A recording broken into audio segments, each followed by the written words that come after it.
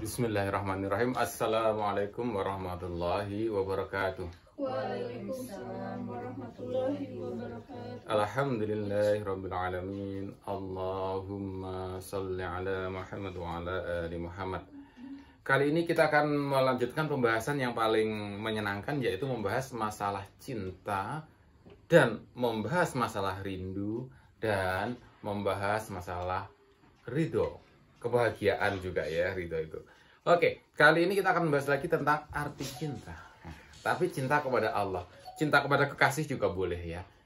Nah, di sini Imam Al-Ghazali menceritakan berbagai cerita, gitu ya. Dan salah satunya adalah sabda tentang Nabi Muhammad ya. Nabi Muhammad SAW bersabda, dijadikan bagiku 3 kesukaan dari dunia, yaitu harum-haruman, wanita, dan sholat. Jadi Nabi Muhammad itu cinta kepada dunia. 3 yang paling dicintai Nabi Muhammad itu adalah harum-haruman.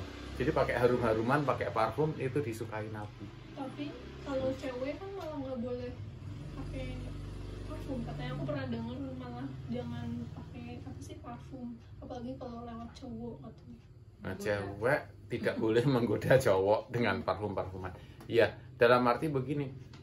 Memang kalau itu kan cewek bagusnya ya harum terhadap teman-teman cewek yang lain. Biar saling mencintai juga, kan gitu. Nah, kalau kita ada teman cewek yang bau banget kan kita jadi nggak enak, jadi enak kan gitu. Jadi cewek dengan teman-teman cewek yang lain ya harum, biar enak. Cewek dengan anggota keluarga ya harum. Cewek dengan suami gitu ya. Istri dengan suami ya harum, biar saling mencintai. Suami dengan istri juga harum. Tapi yang tidak boleh dalam arti itu tadi adalah cewek dengan laki-laki lain yang tidak sah gitu. Mereka malah harum-haruman, akhirnya saling menggoda. Itu kan karena melanggar aturan. Jadi itu tidak boleh kalau yang itu. Dalam arti ini tadi Nabi menyukai harum-haruman, itu adalah harum-haruman yang sah. Parfum, bunga. Nah itu kan, bunga itu harum, itu Nabi sangat suka dengan yang harum, yang segar gitu, wangi-wangian. Terhadap wanita, Nabi juga suka, mencintai. Ya wanita itu ya istrinya Nabi gitu. Paman juga suka pada wanita ya, kepada istrinya. Dan kalau istrinya orang lain disukai, dicintai, ya nanti bahaya kan gitu. Ya mencintai wanita, mencintai anak putrinya, kan gitu. Mencintai putri-putrinya, mencintai cucu-cucunya. Nah gitu. Mengagumi perempuan-perempuan yang sah. Tapi ada tambahan bagi Nabi, yaitu Nabi juga mencintai sholat. Nabi itu sangat senang ketika sholat. Nah kalau orang lain kepada harum-haruman dan kepada wanita itu umumnya memang juga mencintai, dan kita berarti harus harum dan harus menjaga kebaikan sesama pasangan ya. Kalau laki-laki mencintai wanita, kalau wanita mencintai laki-laki, berarti laki-lakinya juga harus harum biar dicintai oleh istrinya gitu. Kalau sholat itu Nabi mencintai dalam sholat, tapi orang-orang lain belum tentu cinta pada sholat. Karena kan kemarin kita ceritakan, kenapa kamu sholat? Karena kalau nggak sholat dihukum neraka. Nah itu kan bukan karena cinta, tapi karena takut nanti dihukum. Maka seseorang itu sholat. Bagus nggak gitu? Ya bagus saja. Lebih nggak bagus kan yang nggak sholat gitu ya. Jadi sholat karena takut hukuman itu bagus, masih bagus. Tapi yang lebih bagus lagi sholat karena ada rasa cinta kepada Allah. Yang paling disukai oleh manusia adalah kelangsungan hidupnya, karena yang paling sesuai dengan dirinya. Jadi manusia itu kalau yang namanya cinta memang kepada kelangsungan hidup, yaitu cinta kepada makanan karena membuat dia hidup kan. Cinta kepada pakaian karena membuat dia cantik barangkali. Itu wajar.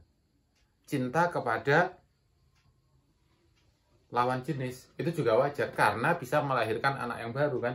Jadi itu mempertahankan spesies, itu cinta yang wajar. Nah, kita perlu lebih baik lagi cinta kita. Maka cinta itu harus naik kepada Allah. Ya cinta yang tadi itu kepada kehidupan di dunia itu adalah pengantar cinta. Kita harus ingat bahwa dunia yang ada ini, makanan yang ada itu juga karunia Allah. Jadi ketika kita suka sama misalkan makanan apa? Ayam goreng. Boleh. Tapi kita juga harus ingat bahwa ayam goreng itu sebenarnya adalah karunia Allah.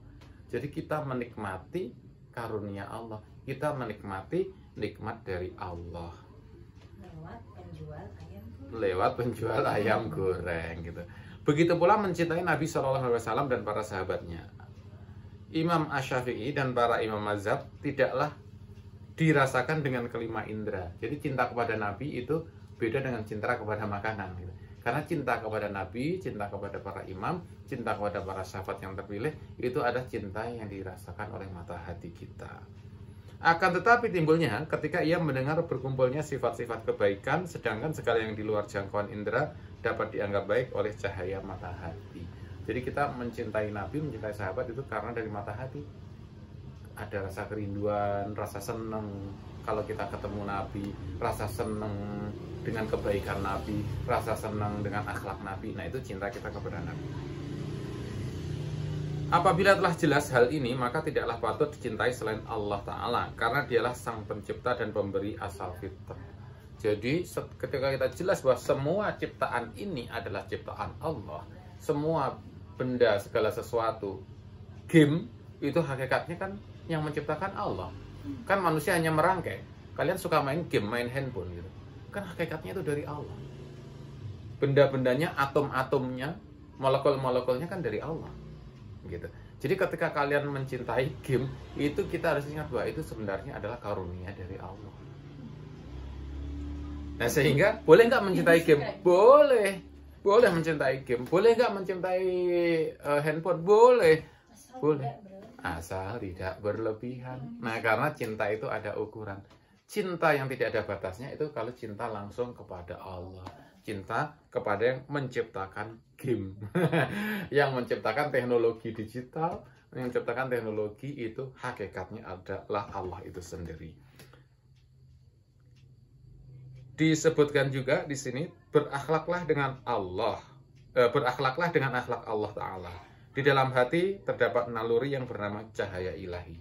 Allah Ta'ala berfirman, maka apakah orang-orang yang dibukakan Allah hatinya untuk menerima agama Islam, lalu ia mendapat cahaya dari Tuhannya, sama dengan orang-orang yang membatu hatinya? Tentu tidak sama. Jadi orang yang sudah terbuka hatinya, nalurinya, yang sudah hadir di situ cinta kepada Allah, itu akan sangat berbeda dengan orang yang tertutup hatinya. Maka kita harus terus berlatih bagaimana kita bisa terbuka hati kita mencintai Allah Ta'ala. Gimana itu caranya? Pertama, caranya adalah kosongkan hati dari selain Allah. Nah, ini tugasnya.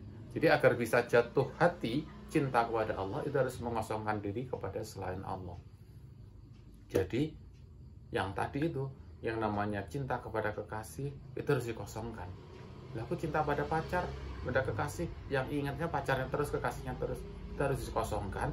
Dalam arti kita harus tahu bahwa kekasih kita itu sebenarnya adalah karunia Allah.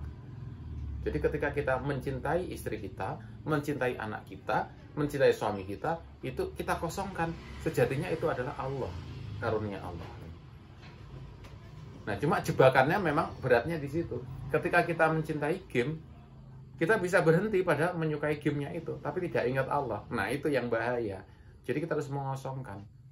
Sehingga latihannya kadang-kadang malahan kita merenung, mengosongkan diri dari kegiatan macam-macam, biar hanya Allah yang hadir dalam diri kita, dengan latihan wiritan, dengan zikir, dengan baca banyak Al-Quran. Kenapa? Kenapa tidak harus main game terus saja? Main game terus tapi sambil ingat sama Allah.